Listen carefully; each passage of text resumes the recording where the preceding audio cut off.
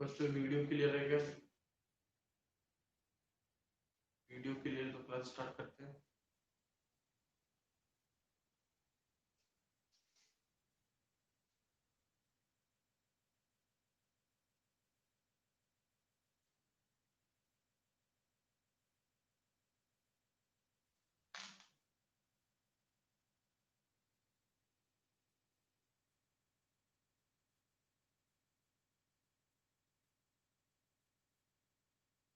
ठीक है, तो लास्ट क्लास में हम लोगों ने physical properties alkaline earth metals की कर ली थी। तो आज हम लोग chemical properties of alkaline earth metals and there compounds करने जा रहे हैं। Chemical properties of alkaline earth metals and there compound, heading बना दो, chemical properties of alkaline earth metals and there compound.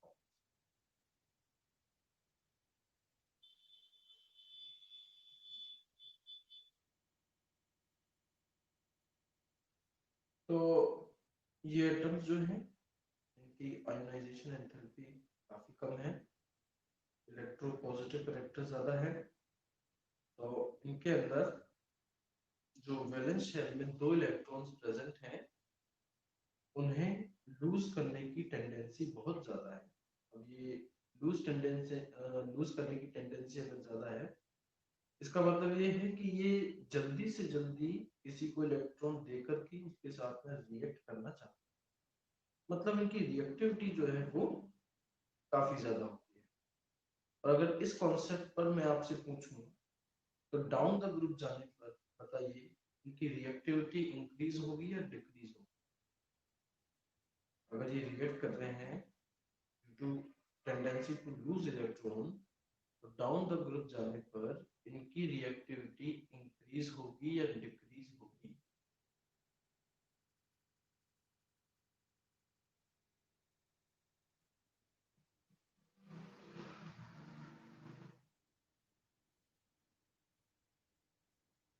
बताओ।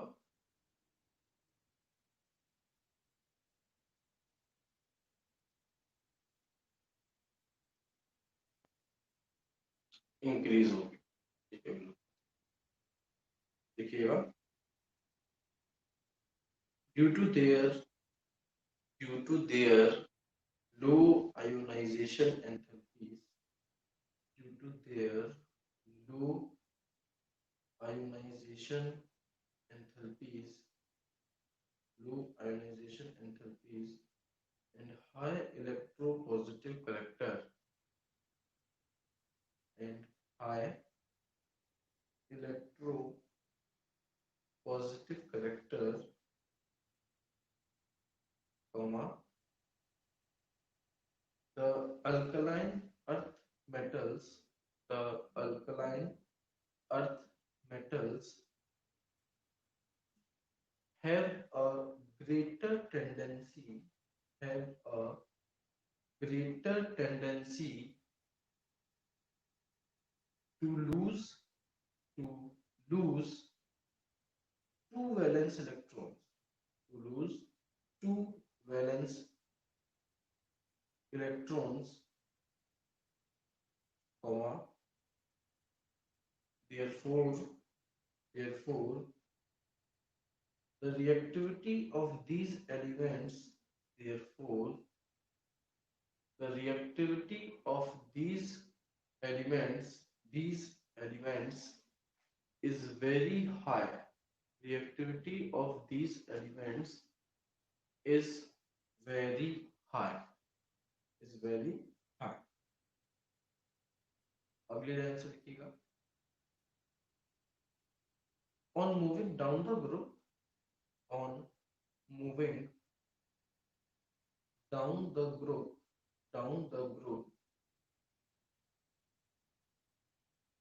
ionization enthalpy decreases, ionization enthalpy decreases, and electropositivity increases. Ionization enthalpy decreases and electropositivity electropositivity increases, electropositivity increases, therefore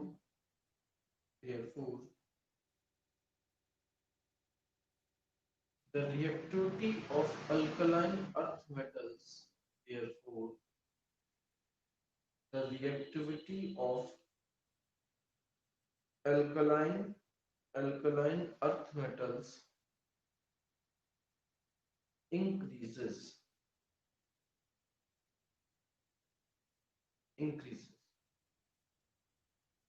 तो इस concept पर अगर हम लोग बात करें तो अब आपको ये बताना है कि इनकी रिएक्टिविटी, अल्कलाइन अर्थ मेटल्स की रिएक्टिविटी एल्कली मेटल्स के कंपैरिजन में मोर होगी और लेस होगी। सोचो और बताओ कि अल्कलाइन अर्थ मेटल्स की रिएक्टिविटी एल्कली मेटल्स की मोर होगी और लेस होगी, ज्यादा होगी या कम?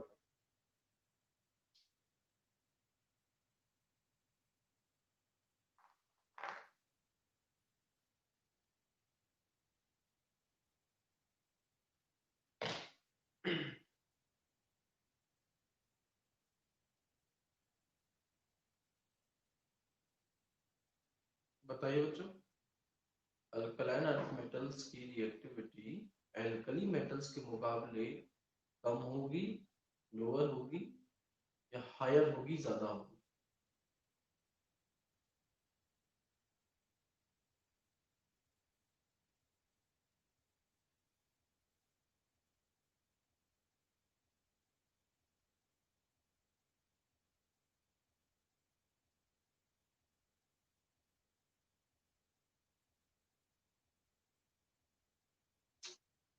लोअर होगी, बिल्कुल सही। क्योंकि भाई अगर अल्कली और अल्कलाइन अर्थ मेटल्स को कंपेयर किया जाए तो अल्कलाइन अर्थ मेटल का साइज छोटा है, आयनाइजेशन एंथैल्पी ज्यादा है और इलेक्ट्रोपॉजिटिव करैक्टर कम है।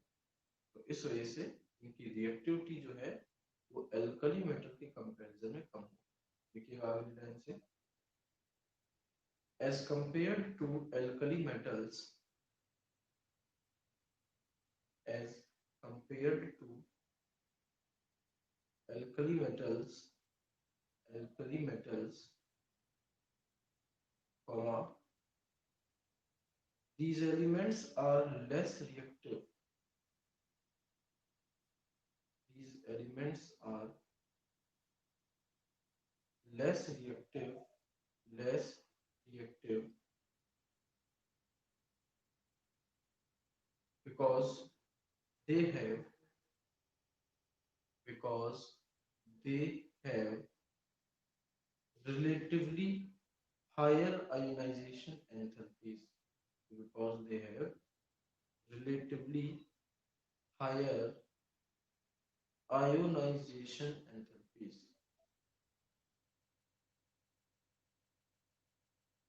higher ionization। अगली लाइन से लिखिएगा last point, the compounds of alkaline earth metals are, the compounds of alkaline earth metals are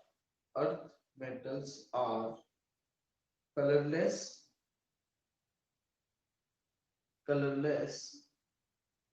and diamagnetic, colorless and diamagnetic। तो अल्काइन अर्थ मेटल्स के जो कंपाउंड्स हैं कलरलेस होंगे और डायमैग्नेटिक, और इसका एक ही कारण है बच्चों कि इनके पास में अनपेयर्ड इलेक्ट्रॉन्स नहीं पाए जाते, इस वजह से ही कोई सब्सटेंस कलरलेस या फिर डायमैग्नेटिक होता है। तो ये तो हम लोगों ने एक जनरल इंट्रोडक्शन दिया chemical properties of alkaline earth metals का। अभी हम लोग इनकी केमिकल प्रॉपर्टीज बारी बारी से करते चले जाएंगे। तो सबसे पहली जो केमिकल प्रॉपर्टी हम लोग करने जा रहे हैं वो है रिएक्शन with dihydrogen H2। पहली केमिकल प्रॉपर्टी क्या है बता दीजिएगा। Reaction with dihydrogen H2।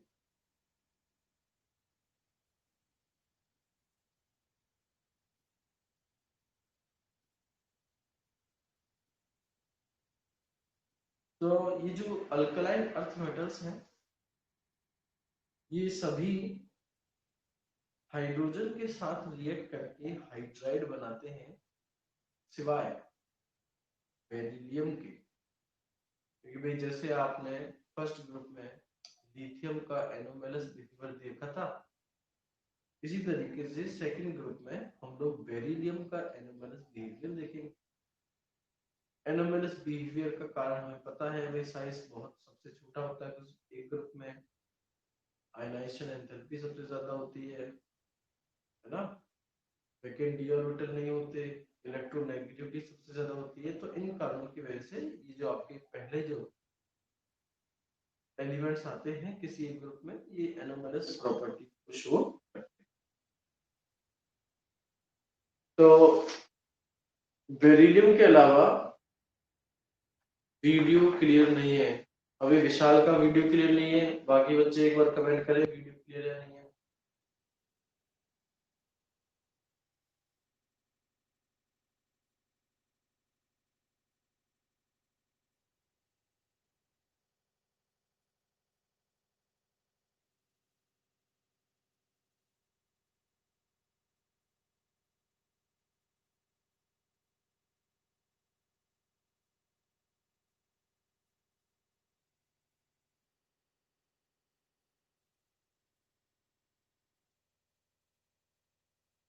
एक बार बाकी बच्चे कमेंट करें।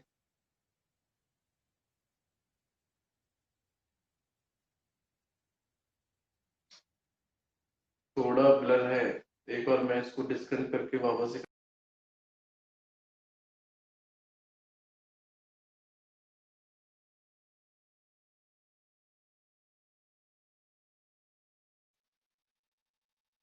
अभी देखो, अभी क्लियर है नहीं है? अभी क्लियर है नहीं है?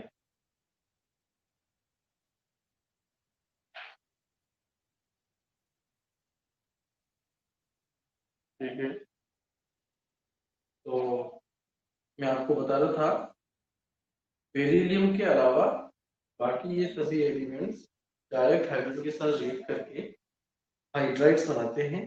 इनका फॉर्मूला है NH2। देखिएगा, all the elements of second group,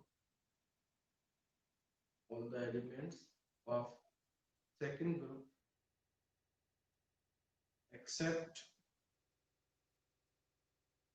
beryllium, except beryllium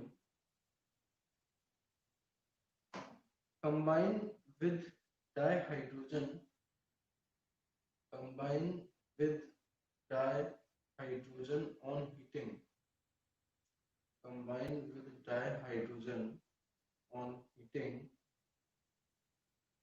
to give metal hydrides, to give metal hydrides having formula MH2, metal hydrides having formula MH2, MH2। Reaction लिख दीजिए, बोर्ड पर आपको दिख रही होगी। M यहाँ का मेटल है, बस बेरिलियम नहीं होना चाहिए। M plus H2 gives MH2।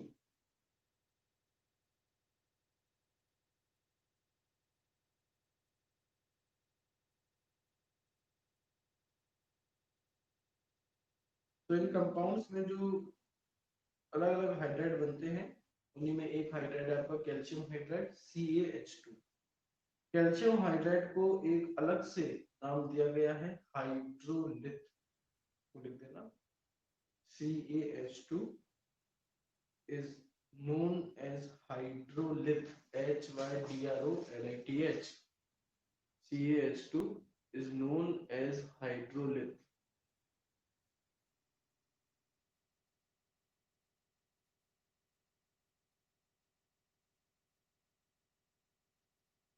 known as hydrolytic.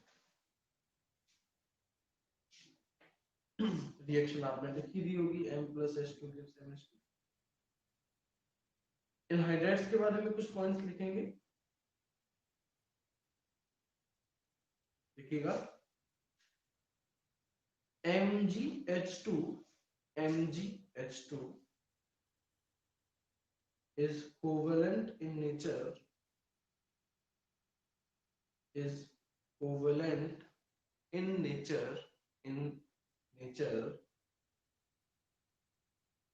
while other hydrides are ionic in nature.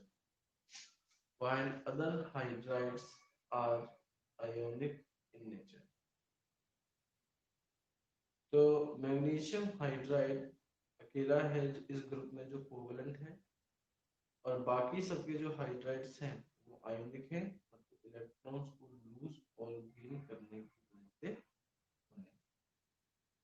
अगला पॉइंट हाइड्राइड्स के लिए लिखिएगा, these hydrides have greater tendency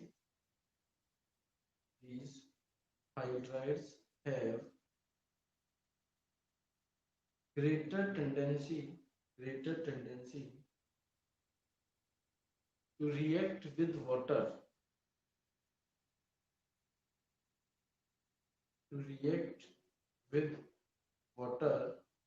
to produce alkali and dihydrogen.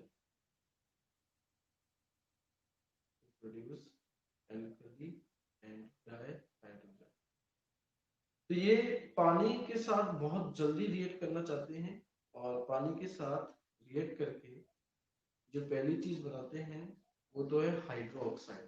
Calcium hydride अगर रिएक्ट करेगा CH2 water के साथ में, तो वो CaOH होल्टोइस बनाएगा कैल्शियम हाइड्रोक्साइड, और साथ में प्रोड्यूस करते हैं ये डाइहाइड्रोजन H2 गैस। रिएक्शन आपको बोर्ड पर नजर आ रही होगी, MH2 plus 2H2O gives MOH full twice plus H2, MOH full twice plus 2H2, MOH full twice plus 2H2।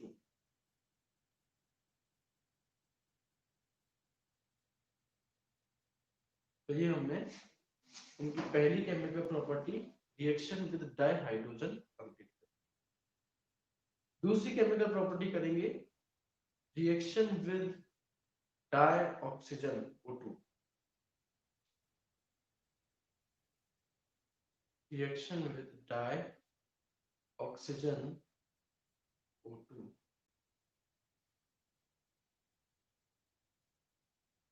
Beryllium और मैग्नीशियम के अलावा बाकी जो सारे एलिमेंट्स हैं ये डायरेक्टली ऑक्सीजन के साथ कंबाइन होकर के कॉरेस्पॉन्डिंग ऑक्साइड्स बनाती है। पर अगर आपको बेरिलियम और मैग्नीशियम को रिएक्ट करवाना है तो उसके लिए आपको सबसे पहले तो पता होना चाहिए कि रीजन, कारण क्या है कि बेरिलियम और मैग्नीशियम ऑक्सीजन के साथ रिएक्ट नहीं करते। इसका रीजन है बच्चों, क्योंकि बेरिलियम और मैग्नीशियम जो है इनकी सरफेस के ऊपर इनकी ऑक्साइड की लेयर प्रेजेंट होती है। जैसे कि बेरिलियम की सरफेस पर होगी BeO बेरिलियम ऑक्साइड, ऐसे ही मैग्नीशियम की सरफेस पर MgO मैग्नीशियम ऑक्साइड। तो जो लेयर है ये आगे ये लेयर पूरे के पूरे मेटल को कवर कर लेती है, और जिसकी वजह से अब ये मेटल जो है बाहर से आने वाली ऑक्सीजन के साथ रिएक्ट नहीं कर पाता। तो अगर हमें बेरिलियम और मैग्नीशियम को ऑक्सीजन के साथ रिएक्ट कराना है, सबसे पहला काम, जो भी आपने मेटल लिया है बेरिलियम और मैग्नीशियम, उसकी सरफेस को सैंड पेपर की हेल्प से अच्छे से रब कर दीजिए, घिस दीजिए, क्योंकि घिसने से उसकी सरफेस पर प्रेजेंट जो ऑक्साइड की लेयर है वो लेयर गायब हो जाएगी, और अब आपका जो मेटल है वो इजीली डाइऑक्सीजन के साथ रिएक्ट रहेगा। तो लिखिएगा इसमें beryllium and magnesium Be and Mg, both elements are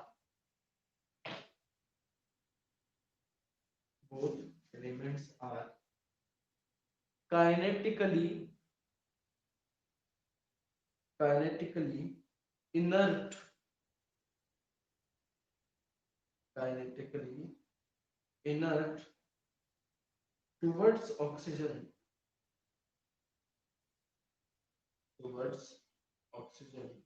due to formation of a film, formation of a film of oxide on their surface, of oxide on their surface, on their surface. लिखिएगा all alkaline earth metals burn in oxygen,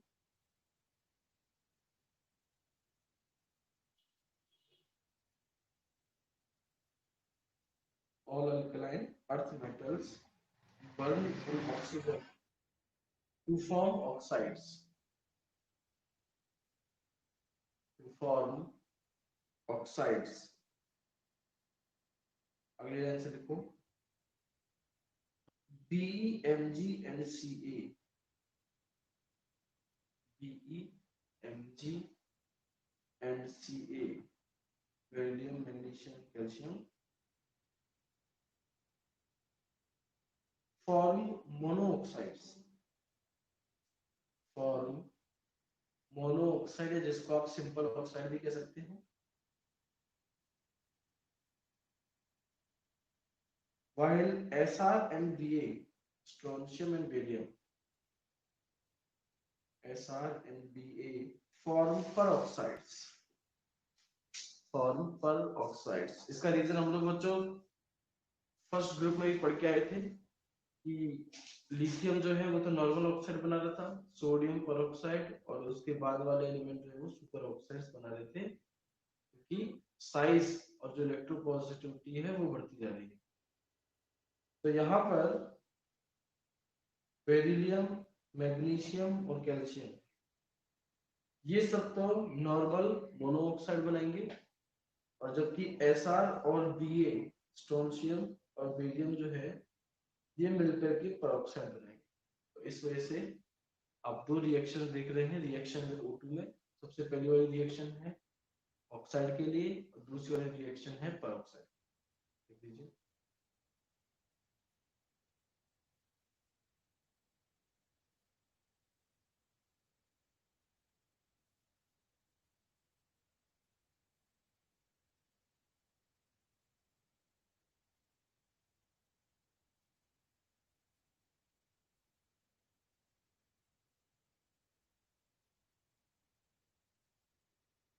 हाँ जी, reaction लिख देंगे आप लोगों ने।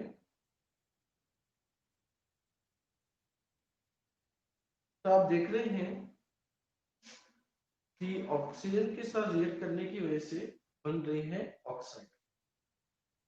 तो जैसे आपने हाइड्राइड के लिए कुछ प्रॉपर्टीज, कुछ पॉइंट देखे, वैसे ऑक्साइड के लिए भी हम लोग कुछ कैरेक्टरिस्टिक्स, कुछ पॉइंट देखेंगे। Characteristics of oxide.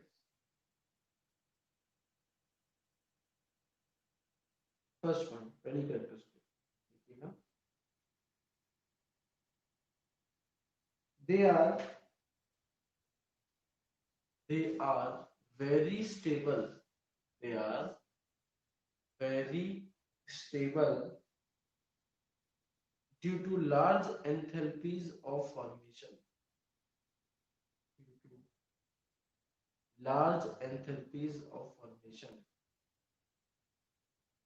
Enthalpy of formation वो एनर्जी जो कि किसी भी एक मोल सब्सटेंस को ब्रेक मतलब तोड़ने के लिए चाहिए होती है। तो इनकी ये एनर्जी बहुत ज्यादा होती है, बॉन्ड को तोड़ने के लिए आपको एनर्जी ज्यादा देनी है, क्योंकि एक तो ऑक्सीजन का साइज भी छोटा है और अल्कलाइन अर्थ मेटल का साइज जो है वो भी छोटा हो गया है फर्स्ट ग्रुप के कंपैरिजन में। So they are very stable due to large enthalpies of formation. Due to large enthalpies of formation. Next point.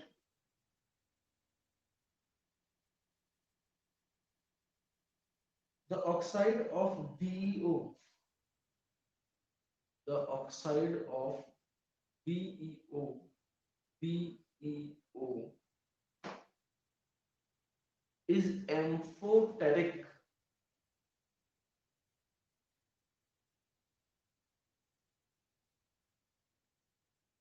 Is amphoteric, and the oxides of other elements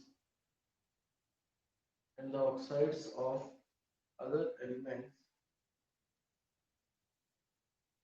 are basic in nature.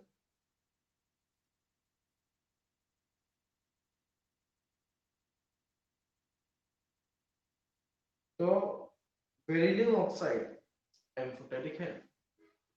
Amphoteric का मतलब है ना तो acid के साथ में react करेंगी और ना ही किसी बेस, सॉरी, एम्फोटेरिक का मतलब है एसिड के साथ रिएक्ट करके भी सॉल्ट बनाएंगी और बेस के साथ रिएक्ट करके भी सॉल्ट बनाएंगी, है ना। एम्फोटेरिक हम लोग उसे बोलते हैं जो एसिड और बेस दोनों की तरह काम करता है। और बेरिलियम ऑक्साइड के अलावा जो दूसरे मेटल्स के ऑक्साइड्स हैं वो हैं प्योरली बेसिक, मतलब सिर्फ वो एसिड के साथ ही रिएक्ट करेंगे। हाँ जी, तो प्रूफ के लिए बेरिलियम ऑक्साइड की दो रिएक्शंस हमने लिखी हैं। पहली रिएक्शन एक एसिड के साथ में है, अगर एसिड के साथ है तो BeO जरूर बेस रहा होगा, और दूसरी रिएक्शन NaOH के साथ है, NaOH एक बेस है, जरूर BeO जो है वो एक एसिड रहा होगा। फटाफट से BeO की इन दोनों रिएक्शंस को लिख दो और रिएक्शन लिखने के बाद कमेंट कर देना डन।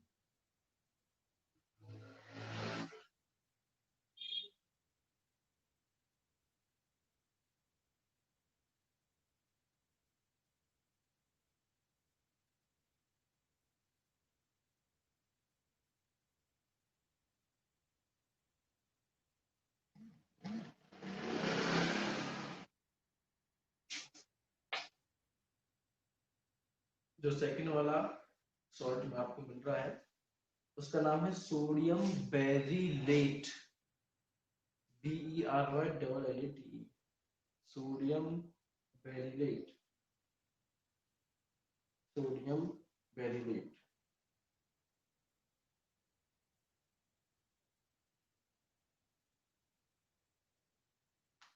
इनके लिए last point, the oxides of all these elements, the oxides of all these elements except BeO, except BeO react with water, react with water to produce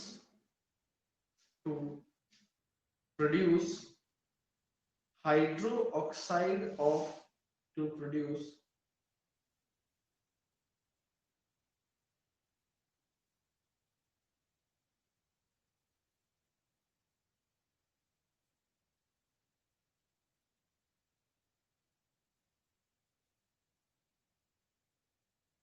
to produce the oxides of these elements except BeO react with water to produce hydroxide of corresponding element, and evolution of heat, evolution of heat takes place, तो बच्चों ये जब आप इनको पानी में dissolve करने की कोशिश करते हो इनके ऑक्साइड्स को, तो सिवाय बीईओ बेरियम ऑक्साइड के अलावा ये बाकी एलिमेंट्स की जो ऑक्साइड्स हैं पानी में घुलने के बाद में एक तो बनाती हैं उस मेटल की हाइड्रो ऑक्साइड जिसका जनरल फॉर्मूला है MOH होल ट्वाइस, और साथ में प्रोड्यूस होती है हीट। मतलब ये प्रोसेस एक्सोथर्मिक हुआ या एंडोथर्मिक हुआ, कमेंट करो जल्दी से। एक्सो EXO एक्सोथर्मिक है या एंडोथर्मिक। अगर इनकी ऑक्साइड्स वाटर में डिसॉल्व होने के बाद हाइड्रो ऑक्साइड्स के साथ साथ हीट भी प्रोड्यूस कर रही हैं।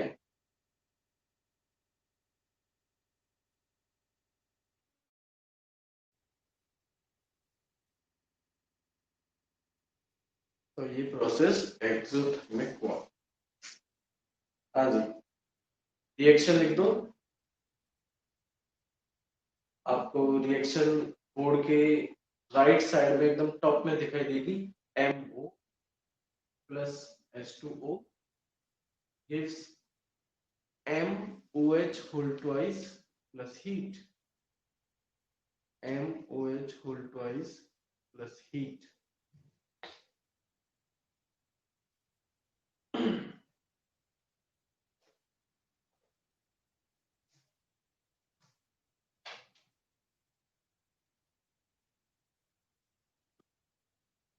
अगली जो केमिकल प्रॉपर्टी हम लोग करने जा रहे हैं उसे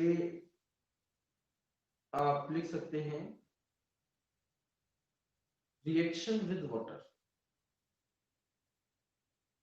रिएक्शन विद वाटर, देखो चाहे आपका अल्कलाइन अर्थ मेटल हो या उस अल्कलाइन अर्थ मेटल की ऑक्साइड, दोनों को ही जब पानी में डिसॉल्व किया जाता है तो ये दोनों के दोनों अपने हाइड्रो ऑक्साइड्स को प्रोड्यूस करते हैं। बस अंतर इतना सा है कि जब ऑक्साइड को पानी में डाला तो हाइड्रो ऑक्साइड के साथ हीट प्रोड्यूस होती है, और जब नॉर्मल आप मेटल को पानी में डालते हो तो हाइड्रो ऑक्साइड्स के अलावा H2 डाई हाइड्रोजन जो है वो भी प्रोड्यूस होती है। तो हाइड्रो ऑक्साइड्स या तो आप लिख सकते हैं hydro oxides of alkaline earth metals heading को, या फिर रिएक्शन विद वाटर। देखिएगा hydro oxides of second group elements, hydro oxides of second group elements can be obtained can be obtained either by dissolving either by dissolving by dissolving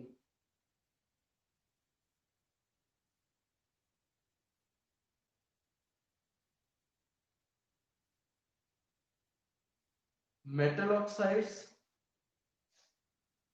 metal oxides in water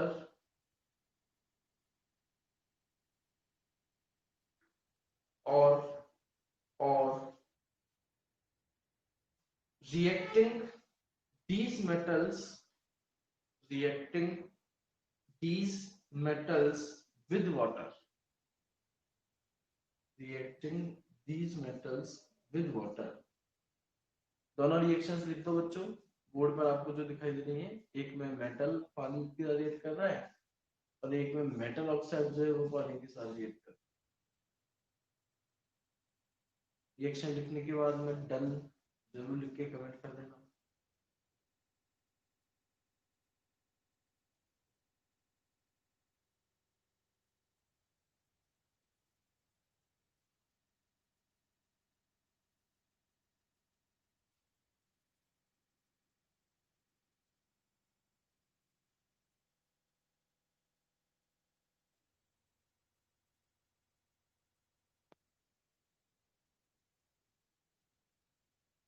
ठीक है, मेरे पास में comment आ गया है।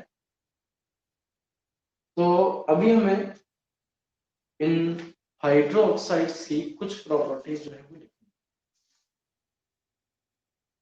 Characteristics of hydroxide.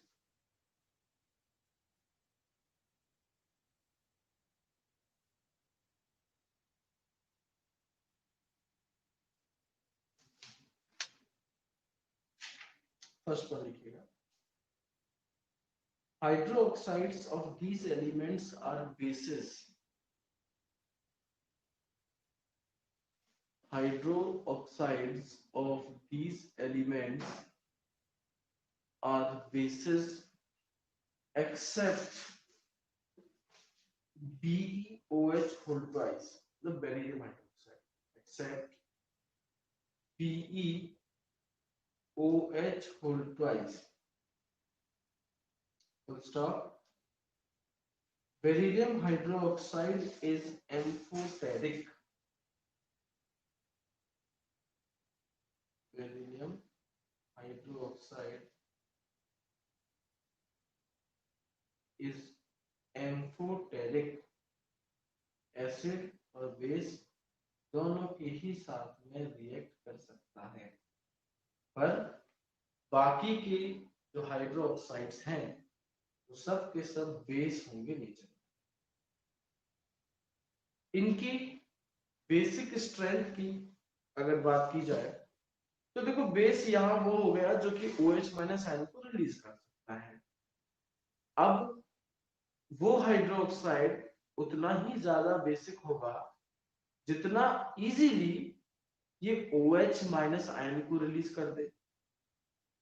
अब यहां वो कौन सा मेटल है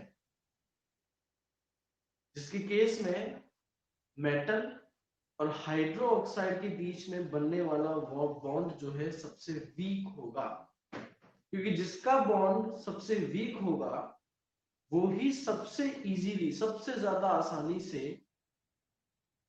OH माइनस आयन को रिलीज कर देगा।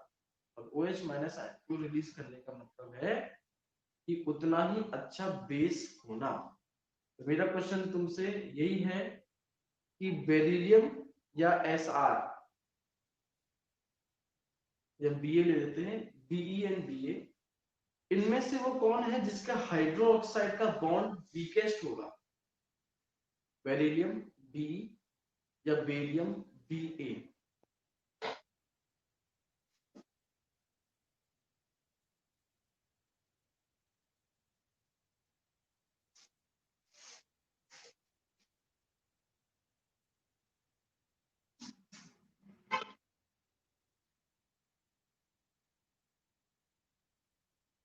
बिल्कुल सही जवाब है BA, barium.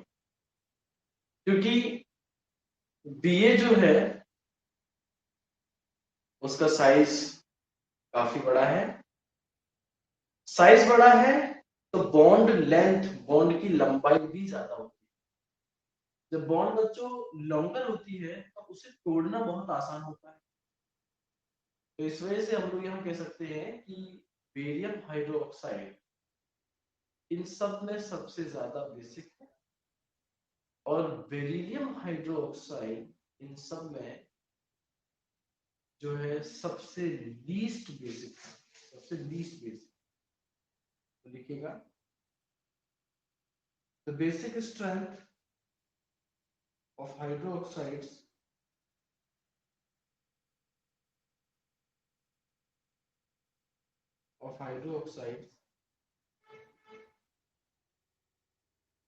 increase down the group, increase down the group due to decrease in ionization enthalpy, due to decrease in ionization enthalpies, ionization enthalpies and increase in bond length and increase in bond length. Order बना लीजिए बच्चे, इनके hydroxides की basic strength का order बना।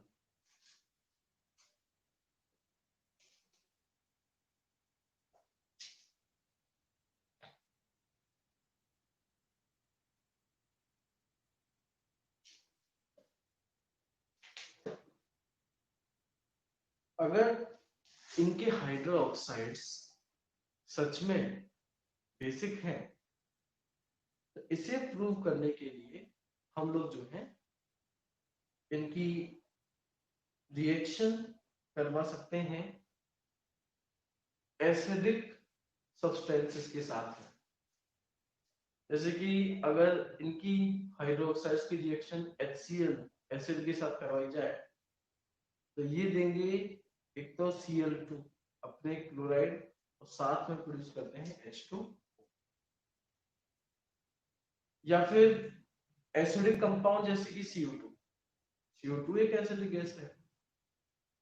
अगर आपका calcium hydroxide CO2 के साथ रिएक्ट करता है, मतलब कैल्शियम हाइड्रोक्साइड की सॉल्यूशन में CO2 गैस को पास करें, तो ये बच्चों आपको एक व्हाइट कलर का सेमी सॉलिड सब्सटेंस जिसको आप पीपीटी प्रेसिपिटेट कह सकते हो, तो ये व्हाइट कलर का प्रेसिपिटेट प्रोड्यूस करता है, जिसकी वजह से जो कैल्शियम हाइड्रोक्साइड का सॉल्यूशन है जिसको आप लाइम वाटर भी कह सकते हो, लाइम वाटर मिल्की हो जाता है। और लाइम वाटर के मिल्की होते ही आप कह देंगे कि जो गैस पास की गई थी वो CO2 है, क्योंकि ये गैस CO2 जो है लाइम वाटर के साथ मिलकर के व्हाइट कलर का एक semi solid substance precipitate calcium carbonate बना रही है। तो इसका मतलब सॉल्यूशन मिल्की हो जाएगा, एकदम व्हाइट हो जाएगा। ये आपने पहले भी 10th क्लास में पढ़ा होगा। और अगर आपने इसी मिक्सचर में और ज्यादा CO2 कार्बन डाइऑक्साइड पास कर दी तो अब जो व्हाइट पीपीटी बना था, मतलब कि आपका कलर जो मिल्की हो गया था, अब क्या होगा? अब होगा ऐसा कि ये व्हाइट कलर या व्हाइट पीपीटी जो है इनसॉल्युबल है, पीपीटी और व्हाइट कलर का है, ये अचानक से गायब हो जाएगा अगर और CO2 आपने इसमें पास कर दी तो। क्योंकि अब अगर और CO2 पास की गई तो ये जो कैल्शियम कार्बोनेट बना है ये ही कैल्शियम हाइड्रोजन कार्बोनेट में कन्वर्ट हो जाएगा। यही आपका कैल्शियम हाइड्रोजन कार्बोनेट में कन्वर्ट हो जाएगा। और कैल्शियम हाइड्रोजन कार्बोनेट जो है वो कलरलेस होता है और वाटर सॉल्युबल। तो इसमें आप ये रिएक्शन लिख दीजिएगा। सबसे पहले तो MOH whole twice plus 2HCl gives MCl2 plus 2H2O.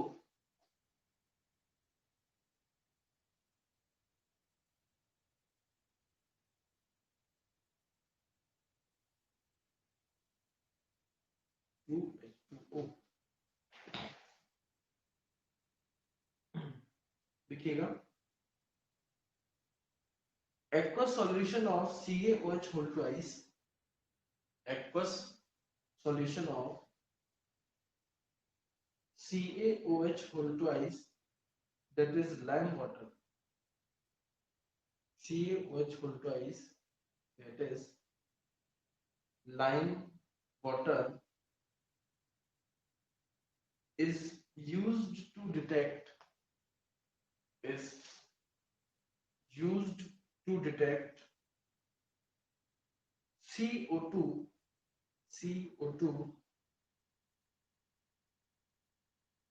because they give precipitates of because they give precipitates of calcium carbonate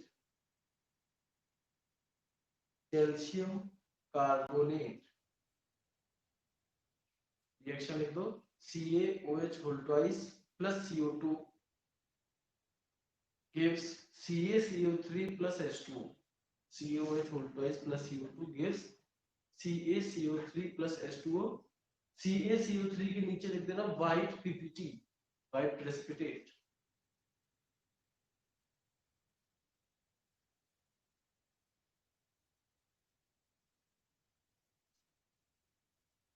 white precipitate. और रिएक्शन के नीचे लिखना on passing excess EXCESS, on passing excess of CO2,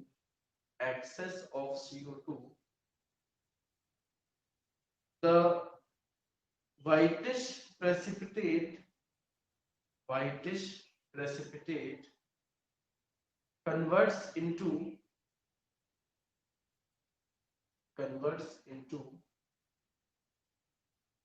soluble,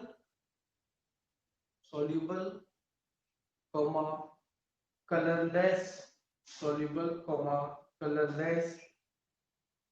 bicarbonate,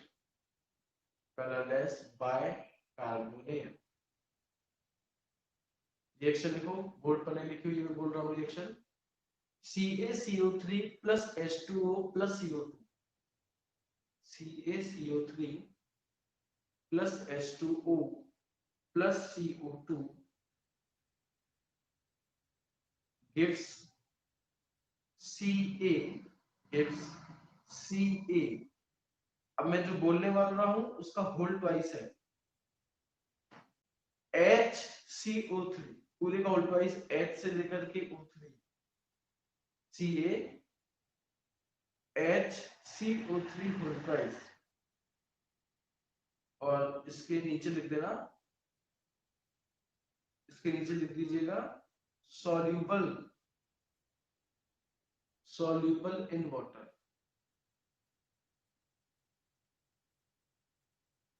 soluble in water.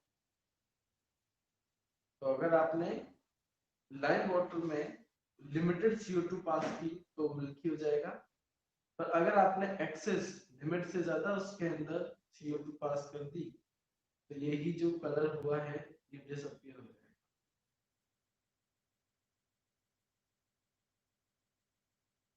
Next अगली property लिखी गई hydroxides की,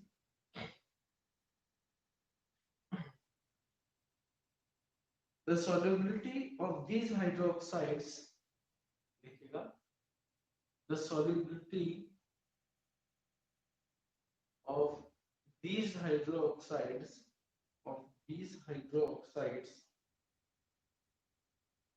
in water, these hydroxides in water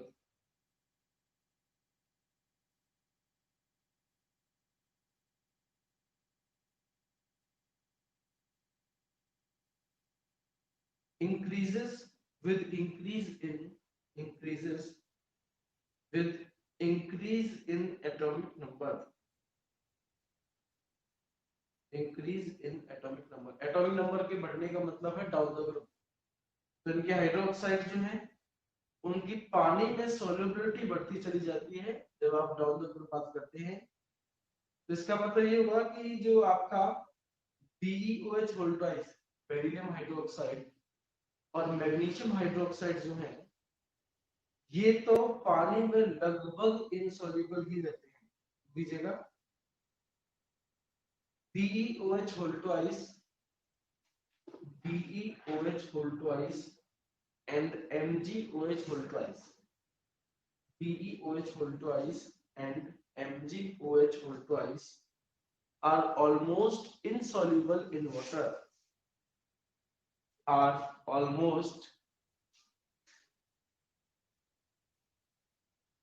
insoluble in water, comma CaOH whole twice, calcium hydroxide, CaOH whole twice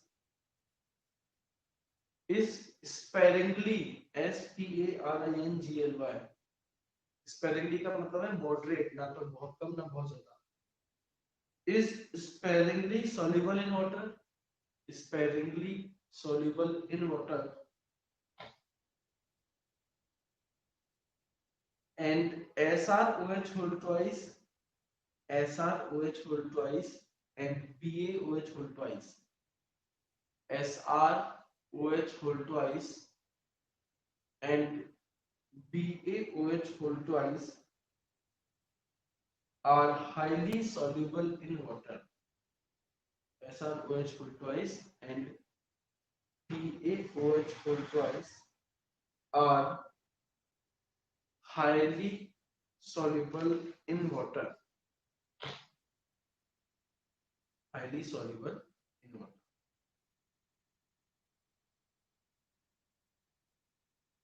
एक note बनाइएगा,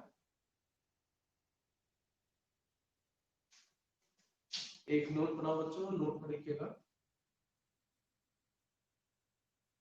beryllium, beryllium do not react even with boiling water. Beryllium do not react with boiling water, comma, magnesium, magnesium can react with boiling water, can react with boiling water, whereas calcium, comma, strontium and barium, calcium, comma, strontium and barium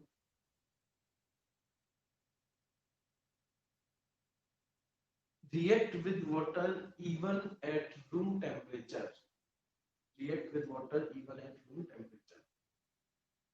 तो beryllium तो गर्म पानी के साथ react नहीं करता, मतलब reactivity उसकी बहुत कम हुई।